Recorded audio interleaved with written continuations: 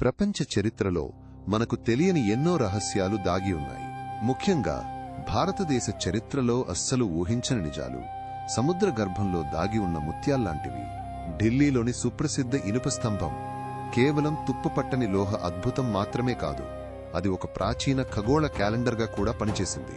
సింధు నాగరికత కాలంలోనే మెసోపొటేమియాతో భారత్కు విస్తృతమైన వాణిజ్య సంబంధాలు ఉండేవని అందుకు ఆధారాలు పురావస్తు తవ్వకాల్లో లభ్యమయ్యాయి.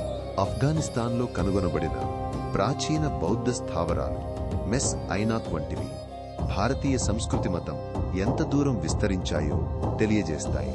ప్రాచీన కేరళలోని నాయర్ తారావాడ్ వ్యవస్థలో మహిళలు గణనీయమైన అధికారాన్ని, ఆస్తి హక్కులను కలిగి ఉన్న శక్తివంతమైన మాతృస్వామ్య సమాజం ఉండేది.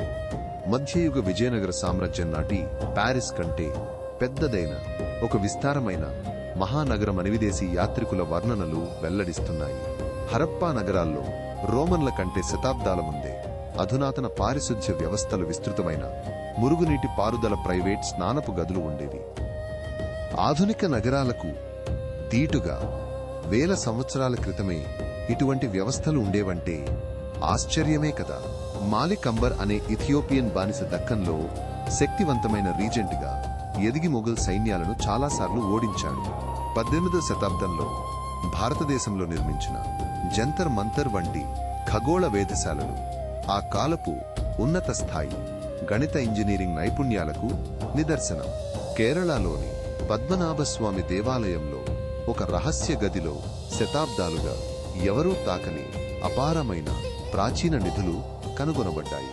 ప్రాచీన భారతదేశంలో సుశ్రుతుడు అనే శస్త్రచికిత్స నిపుణుడు వేల సంవత్సరాల క్రితమే కంటి శుక్లం ఆపరేషన్ను మొదటిసారిగా డాక్యుమెంట్ చేశాడు. ఈ అద్భుతమైన చారిత్రక రహస్యాలు మీకు నచ్చాయని ఆశిస్తున్నాను.